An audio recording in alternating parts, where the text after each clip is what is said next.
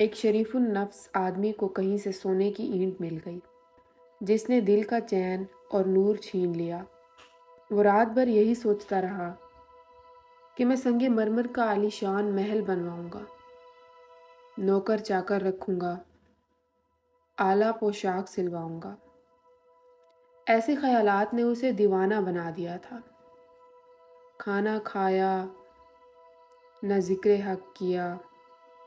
صبح کو اسی خیال میں جھومتا ہوا شہر کی جانب نکل گیا۔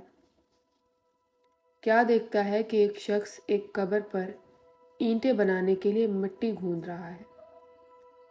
یہ منظر دیکھ کر اس کی آنکھیں کھل گئیں۔ اسے خیال آیا کہ مرنے کے بعد میری قبر کی مٹی سے بھی لوگ اینٹیں بنائیں گے۔ عالی شان مکان، اعلیٰ لباس اور عمدہ کھانے سب دھرے کے دھرے رہ جائیں گے۔ سونا چاندی سب بیکار ہے۔ دل لگانا ہے تو اپنے خالق سے لگاؤ۔ یہ سوچ کر اس نے سونے کی اینٹ وہیں پھینک دی اور پھر پہلے کی طرح قناعت کی زندگی بسر کرنے لگا۔ ایک دفعہ کا ذکر ہے کہ 24 آدمی ایک مقام پر جنگل میں درخت کاٹ رہے تھے کہ موسلا دھار بارش شروع ہو گئی۔ وہ نزدیک ہی ایک بڑے کمرے میں بارش کے رکنے کا انتظار کرنے لگے۔ اتنے میں بجلی چمکنے لگی اور بادل گرجنے لگے۔ اس طرح آسمانی بجلی کا سلسلہ تیز ہو گیا۔ سب نے مشورہ کیا کہ ہو سکتا ہے ہم میں سے کسی ایک آدمی پر بجلی پڑتی ہو۔ اس طرح کرتے ہیں کہ ہر آدمی ایک ایک کر کے کمرے سے باہر جائے۔ جس آدمی پر بجلی گرنی ہوگی گر جائے گی اور باقی بچ جائیں گے۔ اس طرح تمام آدمی باری باری کر کے باہر گئے اور بچ کر واپس آ گئے۔ آخر میں 24واں آدمی رہ گیا۔